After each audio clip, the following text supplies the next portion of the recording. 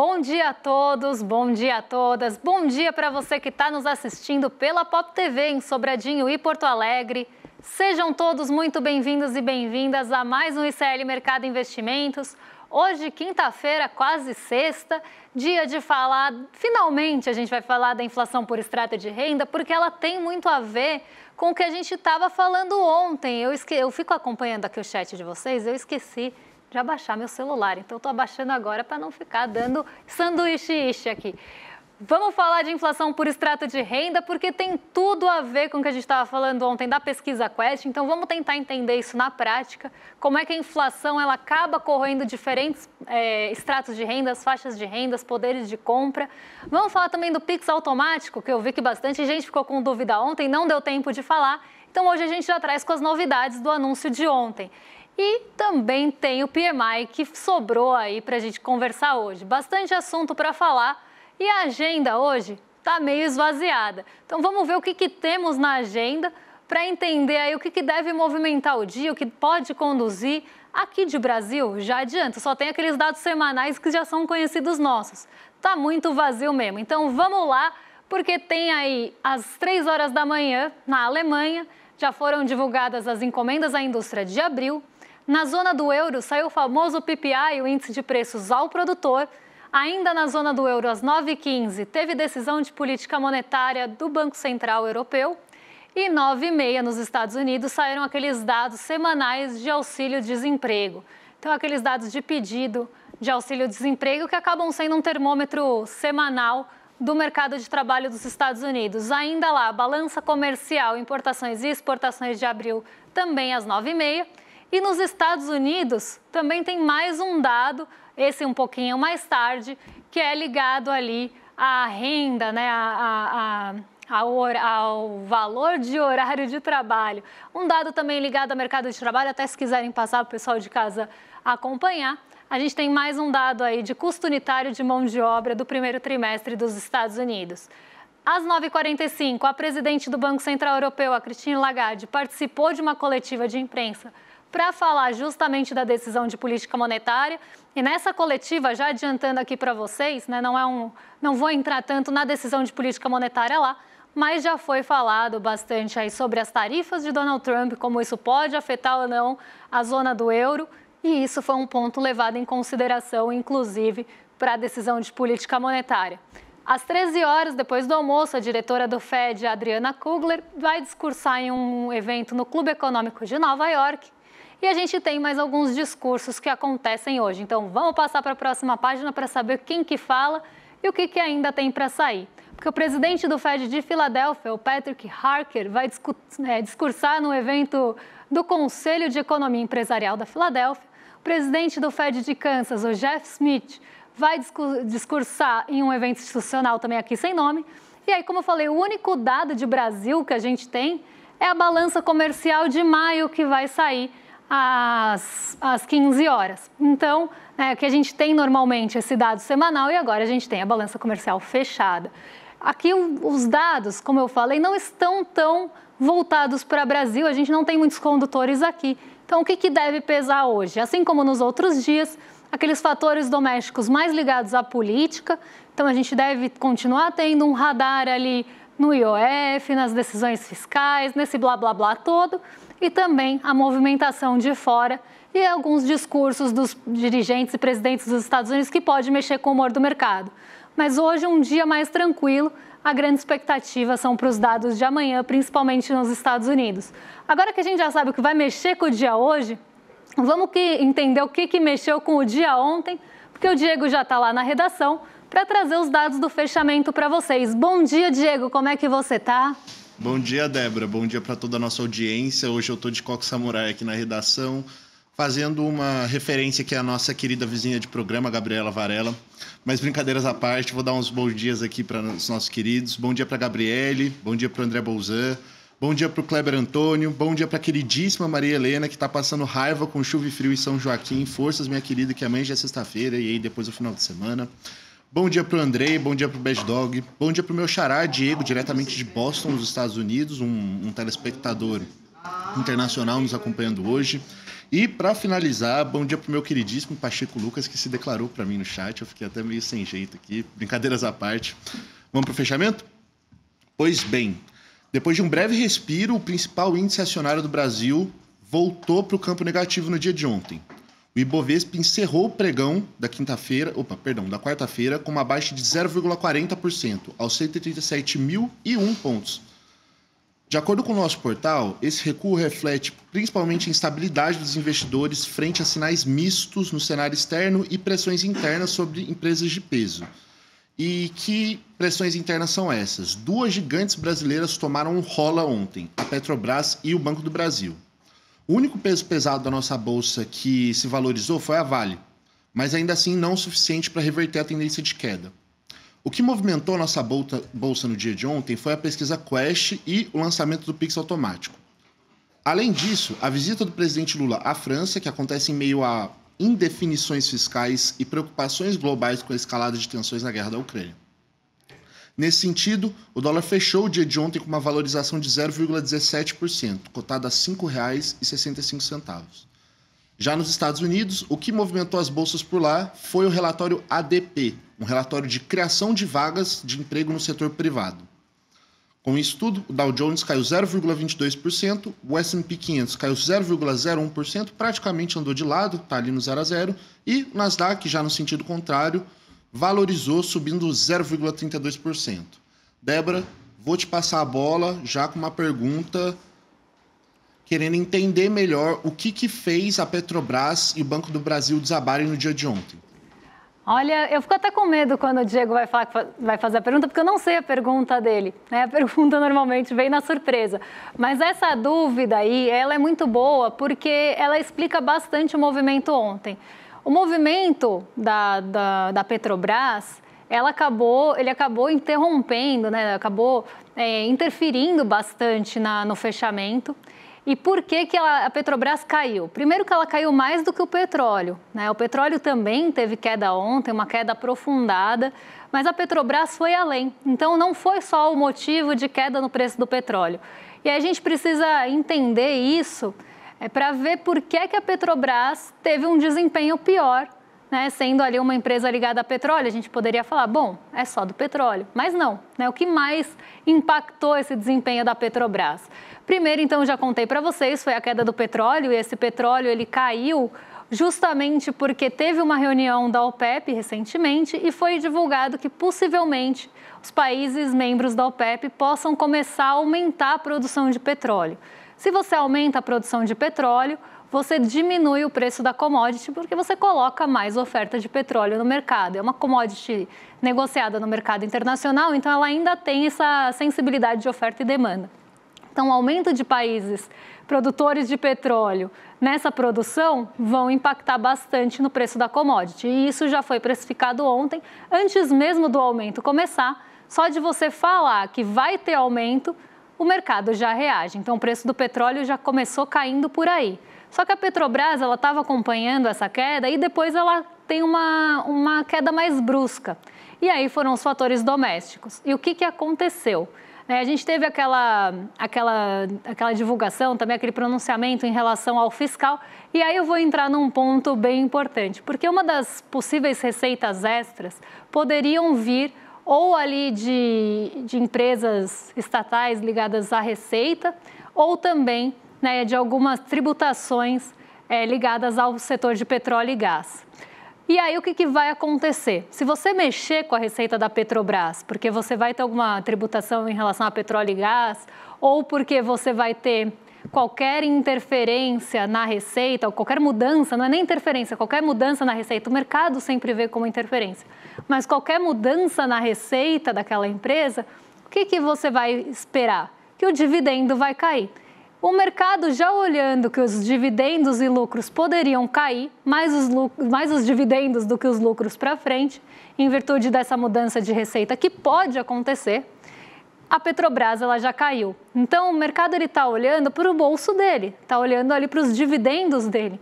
Mesmo que isso ajude no fiscal, que o mercado também gosta tanto de olhar, é como eu sempre falo, o mercado ele é um pouquinho seletivo em relação a isso. Ajusta o fiscal, mas não vai mexer nos dividendos da Petrobras. É esse recado que eles estão dando.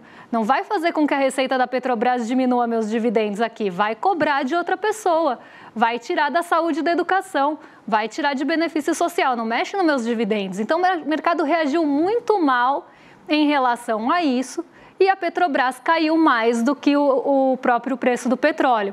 E esse foi o movimento que ajudou o desempenho do Ibovespa a não ser positivo. A Vale, por outro lado, ela contrabalanceou isso porque a Vale subiu com o preço do minério de ferro. Mas a Petrobras sofreu justamente por isso. E Petrobras já vinha sofrendo porque a gente teve ali a diminuição de alguns preços de combustível e o mercado também não está gostando disso. Então, a gente precisa saber separar, entender sim como funciona a cabeça do mercado financeiro, até para a gente conseguir antever e criticar esse pensamento. Mas a gente tem que entender que normalmente esses interesses estão descolados do interesse da população.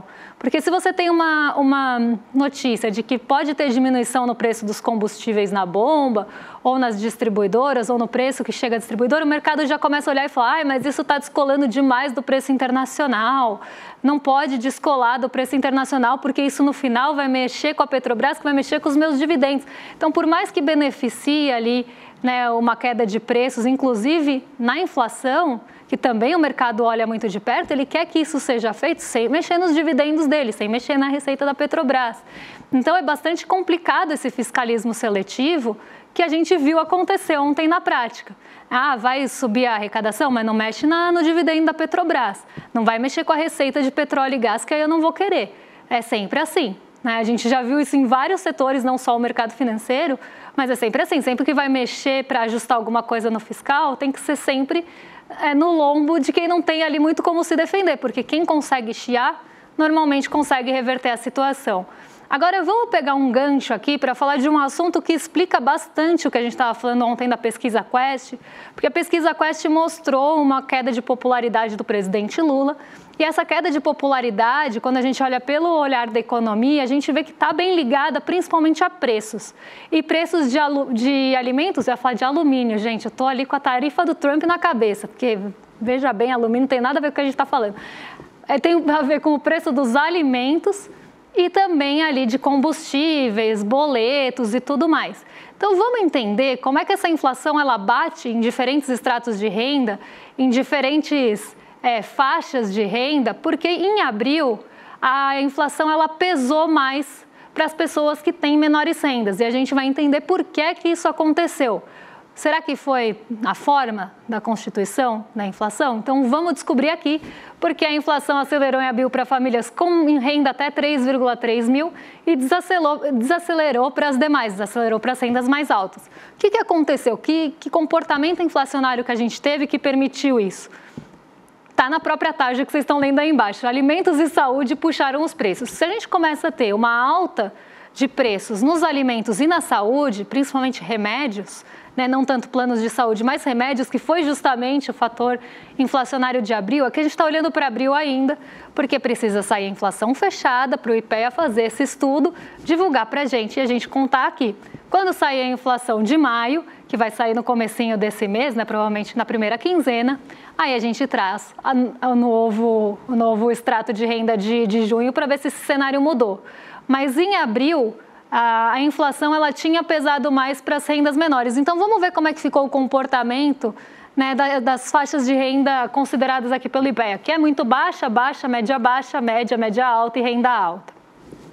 A inflação de fevereiro de 2025 tinha sido de 1,59 para rendas muito baixas, e aí ela diminui para 0,56, então tem uma queda considerável ali de fevereiro para março, mas em abril ela volta a subir para 0,60.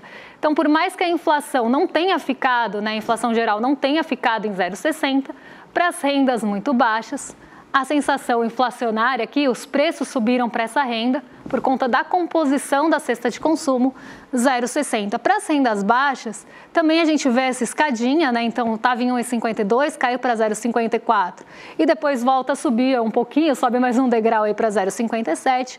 Para a média baixa, mesma coisa, só que aqui continua descendente, 1,41, 0,56 e 0,5% de inflação. Para a renda média, 1,28, 0,55 e 0,41, também continua decrescente aqui. E teve ali um 1,21 para média alta, 0,57, 0,40, isso no mês, tá? Então, considerando a inflação do mês. E em fevereiro, 0,90, 0,60 e 0,14 para rendas altas. Olha como a inflação penalizou bem menos a renda alta, que 0,14, em relação à renda muito baixa, que foi 0,60. E por que isso aconteceu? Antes eu vou contar para vocês como é que ficou a inflação em 12 meses, para a gente olhar, né, nesse comportamento geral. Em 12 meses, a gente continua tendo essa figura ou isso muda? Então, no ano, eu nem vou falar tanto no ano aqui, porque no ano ela está um pouco mais equilibrada. Mas em 12 meses, o IPCA ficou em 5,53, nessa inflação acumulada em 12 meses. Para a renda muito baixa, ela está 5,43, um pouquinho abaixo do IPCA oficial.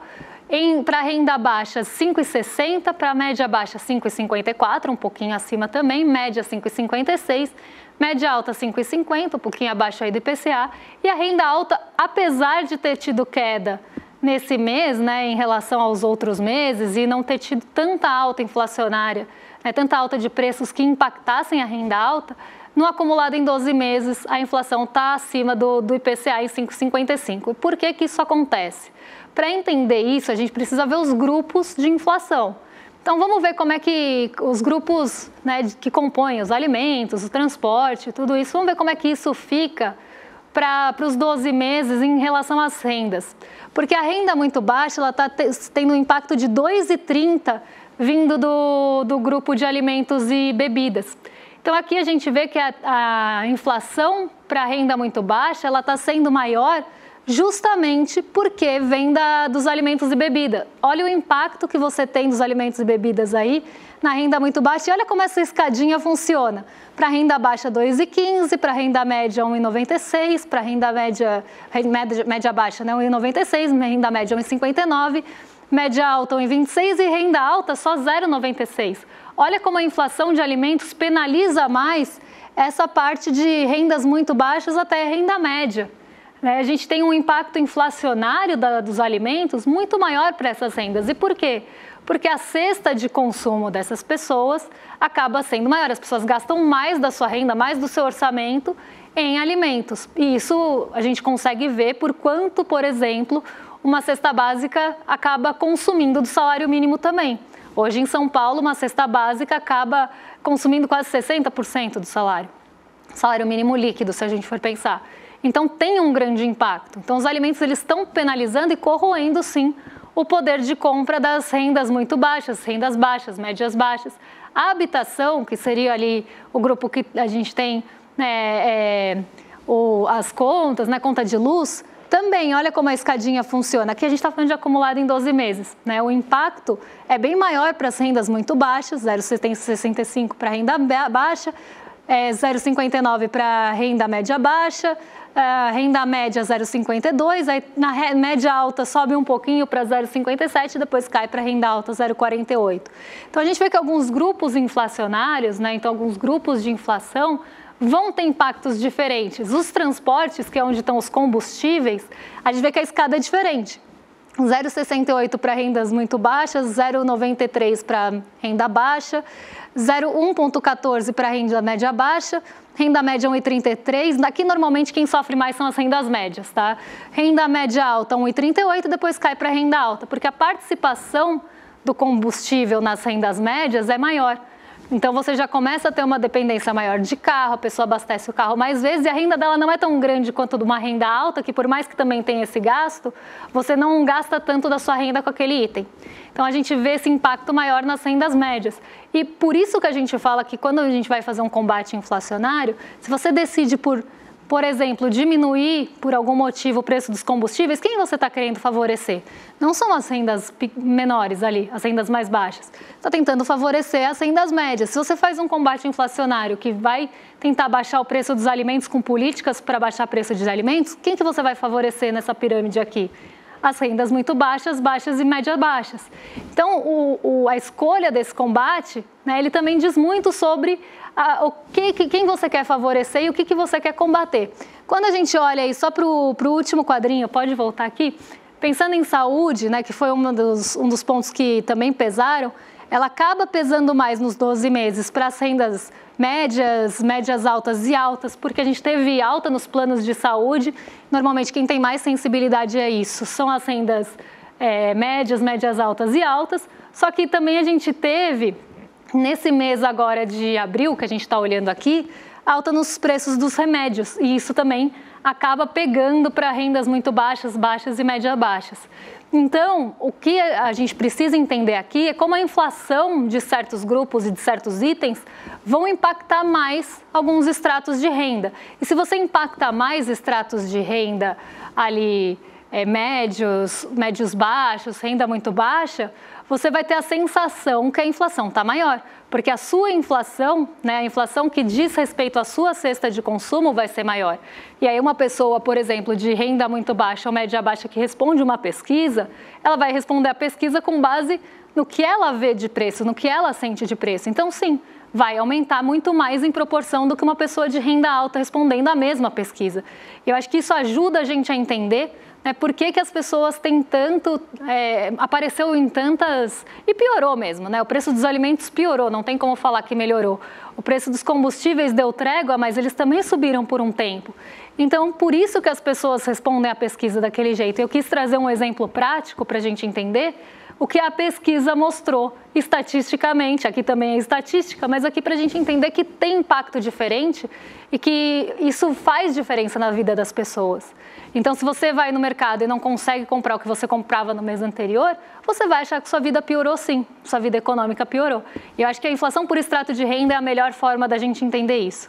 Agora eu vou devolver para a redação, porque o Diego vai dar um panorama para a gente sobre o PMI, o Índice dos Gerentes de Compras. Diego, como é que ficou o PMI aí? Conta para a gente que depois eu explico a bagunça. Débora, eu tô sinceramente lacrimejando de rir com os comentários da nossa querida audiência aqui. Antes, na verdade, de puxar o PMI, eu queria responder uma dúvida do Bad Dog que eu achei muito pertinente, muito interessante, que ele queria entender mais especificamente o que o IPEA está considerando como renda baixa e renda alta, né? Então a gente estava falando sobre renda muito baixa, etc e tal, só que ele ficou meio confuso quanto a isso. E aí eu peguei aqui logo no site do IPEA, onde tem uma tabelinha onde eles escrevem o que eles consideram, né, uma renda muito baixa, média, média alta e alta para o padrão de janeiro de 2025. Então, Bad Dog, aqui, ó, renda muito baixa é menor do que R$ 2.202.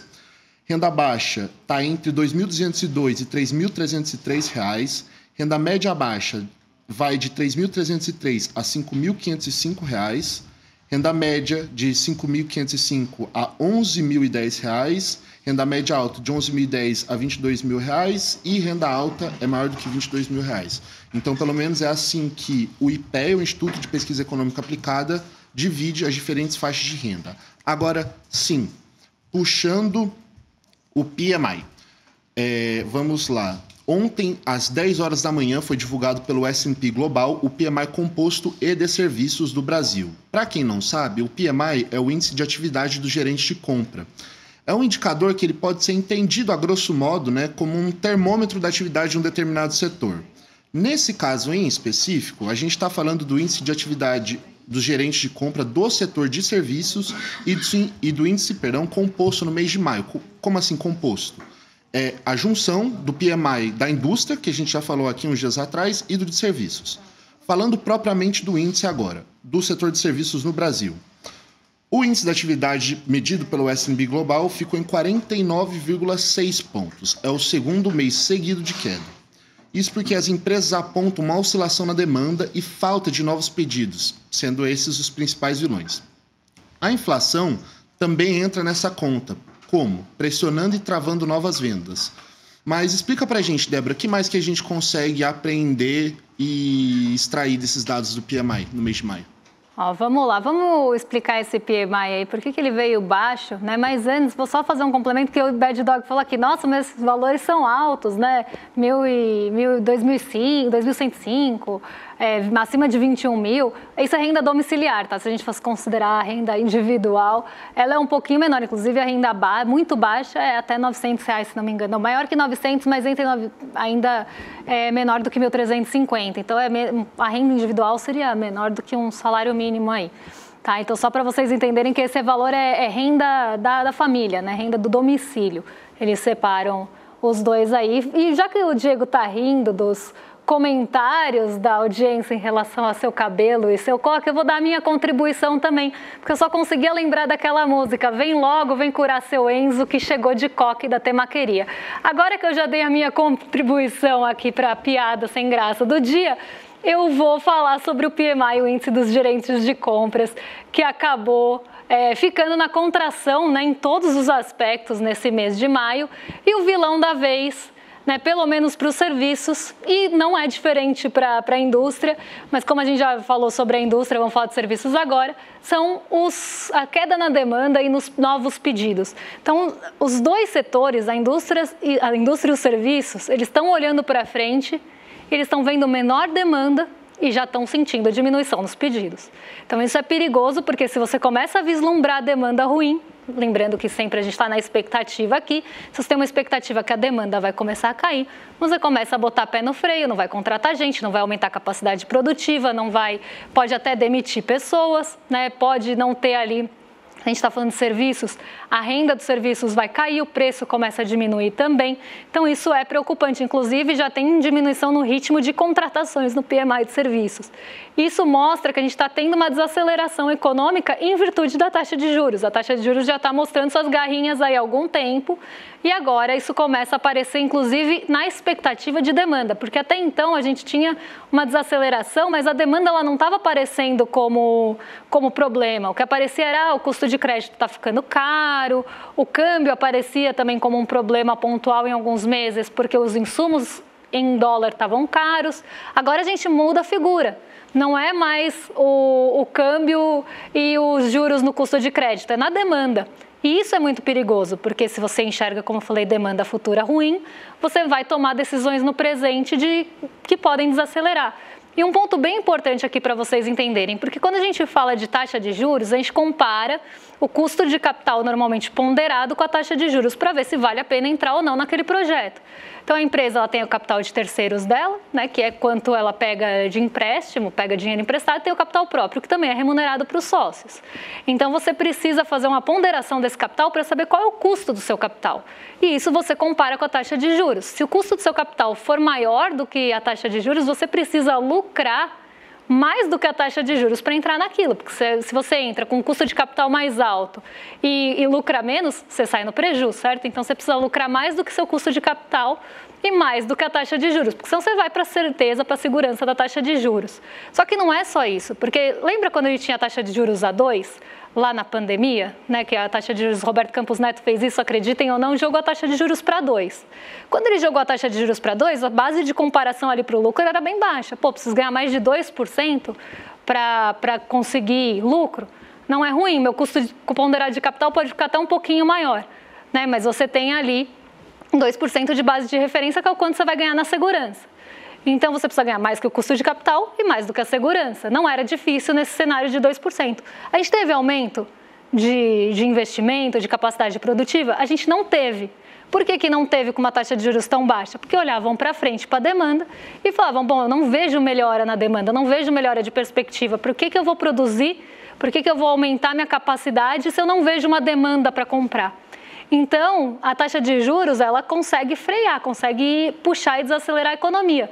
Mas nem sempre, se você baixa, ela vai conseguir acelerar, porque a expectativa da demanda tem que andar junto. E é aqui que o PMI começa a mostrar o problema, porque a expectativa da demanda dos setores industrial e de serviços estão ruins, né? E aí, eu acho que não vai de novo dar para a gente falar do PIX, porque já são 11h30, né? Então, eu acho que a gente já não tem mais tempo, né, gente? Eu até me respondo aí, voz da consciência, porque eu não temos, porque eu não vi que hora começou o programa hoje. Então, já vou entregar para os nossos vizinhos de cima, mas antes vou dar um recadinho para vocês, porque a gente tem um programa novo, eu acho que é isso mesmo que eu tenho que falar, não sei também, porque não estou com a voz da consciência aqui, mas se quiserem colocar na tela... Cine ICL, eu achei que era ICL tem, que olha só, já ia dar spoiler errado. Então, você tem que garantir seu ingresso para ter sessão de cineminha quando? Domingo, às 8 horas, assistir a partida com o Caco Ciocler e com o Leandro Demore, para você pegar o seu ingresso para assistir nossa exibição especial de cinema. Você precisa entrar em icl.com.br cinema. Você se inscreve, ganha um ingresso e assiste no dia 8, às 8 horas, dia 8 às 8, hein? Não dá para esquecer. No domingo, uma exibição inédita online e gratuita, só basta se inscrever aqui. Então garantam o ingresso e agora eu vou passar para os nossos vizinhos de cima, dados os recados, para o Rolê ICL, que já estão ali apostos para receber vocês. Aposto também que os rolezeiros já estão ansiosos, então não vou perder tempo. Um beijão para vocês, até amanhã.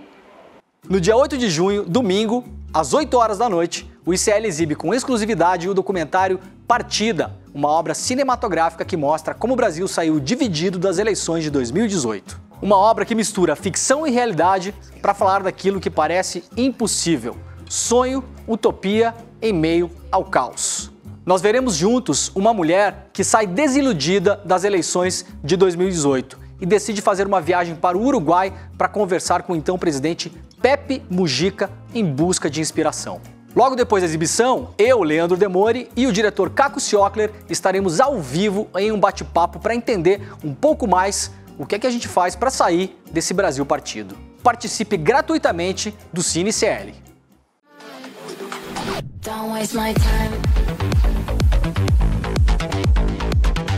Na loja Sou ICL você encontra camisetas, canecas, mochilas e bonés que carregam ideias.